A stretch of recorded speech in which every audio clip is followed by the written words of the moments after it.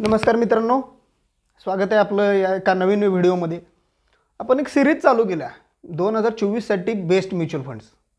आजच्या या व्हिडिओमध्ये आपण बघणार आहे स्मॉल कॅप प्रकारातले बेस्ट म्युच्युअल फंड्स। ठीक आहे, आपण जे फंड चूज केलेत ह्यांच्यामध्ये एक विशिष्ट कॉमन गोष्ट आहे। ती काय कॉमन गोष्ट आहे तर ती गोष्ट आपण बघायची सर्वात शेवटी। तुम्हाला त्यासाठी व्हिडिओ पूर्णपणे बघावा लागणार आहे। तर हे आपण फंड चूज केलेत म्हणजे बाकीच्या गोष्टी पण बघितल्यात, पण ती एक विशेष कॉमन गोष्ट आहे जी कस्टमरसाठी खूप चांगली गोष्ट आहे। ठीक आहे, तर आजचा हा व्हिडिओ खूपच सुंदर होणार आहे। सर्वांनी व्हिडिओला शेअर करा, लाईक करा, कमेंट करा आणि चॅनलला सुद्धा सबस्क्राइब करायला अजिबात विसरू नका। चला तर वळूया आपल्या विषयाकडे। तर स्मॉल कॅप फंड्स ते फंड आहेत ज्याच्यामध्ये तुम्ही गुंतवणूक केली पाहिजे। कमीत कमी जर तुमच्याकडे 15 वर्षे असतील तर तुम्ही हे फंड्स नक्की घ्या। त्याच्यापेक्षा जर तुमच्याकडे कमी कालावधी असेल तर तुम्ही हे फंड शक्यतो टाळा। अतिशय हाय रिस्क फंड असतात। तर स्मॉल कॅप फंडमध्ये गुंतवणूक ह्या फंडची गुंतवणूक असते ते फक्त छोट्या कंपन्या असतात। तर ह्या छोट्या कंपन्यांमध्ये रिस्क पण तेवढीच मोठी असते। ठीक आहे, बरेच वर्षे 2 वर्षे 3 वर्षे हे फंड्स काय असतात तर लॉसमध्ये चालतात आणि अचानकपणे एखाद्या वर्षी खूप मोठे रिटर्न घेऊन येतात। तर असं होतं, त्यामुळे खूप रिस्क आहे। कमी टाईमसाठी तुम्ही ह्या फंडमध्ये गुंतवणूक करू नका। ठीक आहे, बघूया आपण 4 फंड सिलेक्ट केलेत कोणते कोणते आहेत। पहिला तर फंड आहे निप्पॉनचा स्मॉल कॅप फंड।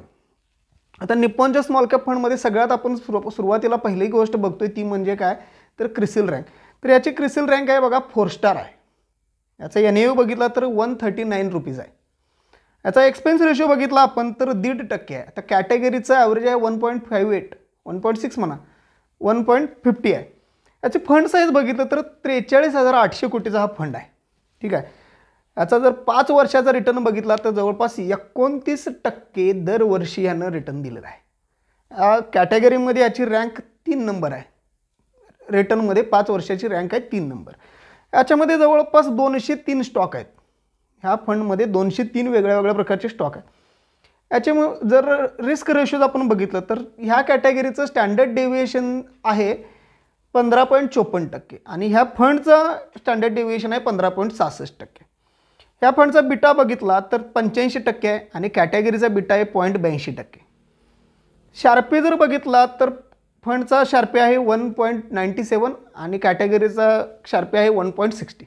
सगळे रिस्क रेशोज आहेत ते पॉझिटिव्ह आहेत ह्या फंडसाठी। पुढचा फंड आपण निवडला आहे तो म्हणजे ॲक्सिसचा स्मॉल कॅप फंड। आता ॲक्सिस स्मॉल कॅपचा जर क्रिसिल रँक बघितले तर 5 स्टार रँकिंग आहे। याचा NAV बघितला तर 86 रुपीज आहे। एक्सपेन्स रेशो बघितला तर 1.64 आहे, म्हणजे कॅटेगरीपेक्षा थोडंसं जास्त आहे। फंड साईज बघितली तर 18,000 कोटीचा हा फंड आहे।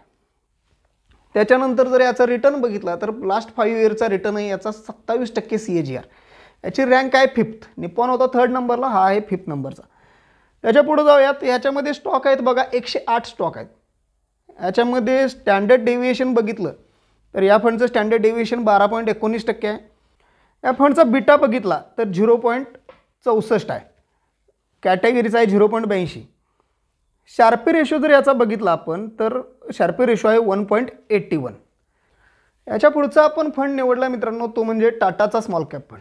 टाटा स्मॉल कॅप फंडमध्ये NAV आहे 32 रुपयेचा आणि ह्याचं क्रिसिल रँकिंग बघितलं तर 4 स्टार आहे मित्रांनो। याचा एक्सपेन्स रेशो बघितला तर 1.77 आहे। कॅटेगरीचा ॲव्हरेज 1.58 आहे, त्याच्यापेक्षा हा जास्त महाग आहे। फंड साईज बघितलं तर हा फक्त 5,800 कोटीचा फंड आहे। रिटर्नची याची तुलना केली तर यानं 5 वर्षात गेली 26% रिटर्न CAGR दिलेला आहे। याचे रँकिंग आहे 7। हा फंड 7 नंबरला आहे कॅटेगरीमध्ये। ह्या फंडमध्ये स्टॉक बघितले आपण तर 53 स्टॉक आहेत ह्या फंडमध्ये। याचे जर रिस्क रेशो आपण बघितलं तर स्टँडर्ड डेव्हिएशन आहे याचं 15, बिटा आहे 0.76 आणि शार्पी आहे 1.78। सगळे रिस्क रेशो पॉझिटिव्हमध्ये सध्या तरी दिसत आहेत। ठीक आहे, याच्या पुढचा फंड आहे तो म्हणजे SBI।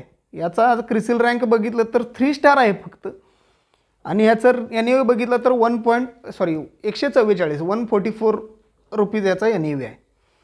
याचा जर एक्सपेन्स रेशो बघितला तर 1.63 आहे। कॅटेगरीचा ॲव्हरेज 1.6 आहे, जवळपास आहे।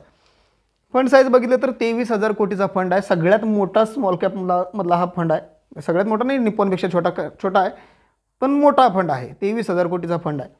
5 वर्षाचा रिटर्न याचा बघितलं तर 24% यानं दरवर्षी CAGR दिलेला आहे. रँकिंग याचं बघितलं तर 11 नंबरला हा फंड आहे. आता हा एवढा लांबचा फंड असून सुद्धा आपण का चूज केला, तर त्याचं शेवटला कारण मी सांगणार आहे, आता लगेच नाही, बरोबर. तर 11 नंबरचा फंड आपण चूज केला. याच्या पुढं आपण जाऊयात. याच्यामध्ये स्टॉक बघा, 57 स्टॉक आहेत वेगळे. याचं रिस्क रेशो बघितले तर 12.38% आहे. स्टँडर्ड डिव्हिएशन 0.64 आहे. बीटा आणि शार्पे रेशो आहे 0.82. तर हे सगळे रेशोज पण याचे थोडेसे काटावर निगेटिव्ह दिसत आहेत, पण हा तरीसुद्धा हा चांगला फंड आहे. ह्या चारही फंडमध्ये मित्रांनो कॉमन गोष्ट काय असेल, तर या फंडमध्ये एकच गोष्ट महत्त्वाची आहे, ती म्हणजे या फंडमध्ये फक्त आणि फक्त तुम्ही SIP करू शकताय. तुम्हाला या फंडमध्ये लमसम अलाउड नाही आहे. लमसम अलाउड नाही आहे म्हणजे तुम्ही एखादी रक्कम 1,000 रुपये, 10,000 रुपये, 50,000 रुपये, 1 लाख, 5 लाख अजिबात नेऊन टाकू शकत नाही. तुम्हाला जर पैसे टाकायचे असतील तर फक्त आणि फक्त तुम्हाला SIP करणं गरजेचं आहे. विदाऊट SIP करू तुम्ही. आता हे कशासाठी केलं असेल, तर हे याच्यासाठी केले मित्रांनो की ह्या फंडचं जे रिस्क आहे ती खूप जास्त आहे. मी ह्या फंडनी काय केलं आहे की रिस्क कमी घेऊन रिटर्न जास्त जनरेट करायचा प्रयत्न केला आहे. तर रिस्क कमी आणि रिटर्न मात्र जास्ती, कॅटेगरीपेक्षा रिटर्न ह्यांचे जास्ती आहेत. याचा अर्थच काय आहे मित्रांनो की हे फंड खूप चांगले आहेत. आता कोण बघा, कुठलीही कंपनी आपला धंदा बंद करणार आहे, एक रकमी गोळा करायचं बंद करणार आहे, धंदा बंद करणार आहे आणि फक्त छोटी दर महिन्याला रक्कम घेणार आहे. ह्याच्यामुळं फायदा कुणाचा आहे, तर कस्टमरचा आहे. तर ही गोष्ट सगळ्यात महत्त्वाची तुम्ही ही विचारात घ्या. या गोष्टीसाठी आपण हे फंड निवडलेले आहेत, फक्त SIP अलाउड फंड. ओके. आता हे फंड तुम्ही निवडत असाल तर तुमच्या म्युच्युअल फंड सल्लागाराचा सल्ला नक्की घ्या, तुमच्या फायनान्शियल ॲडवायझरचा सल्ला घ्या आणि त्यानंतरच गुंतवणूक करा. त्याच्याशिवाय तुम्ही गुंतवणूक करायला जाऊ नका कृपया. आणि माझा हा सल्ला फक्त तुम्ही एज्युकेशन पर्पजसाठी लक्षात घ्या. व्हिडिओ आवडला असेल लाईक करा, शेअर करा, व्हिडिओला कमेंट करा, चॅनलला सबस्क्राईब करायला अजिबात विसरू नका. थँक्यू.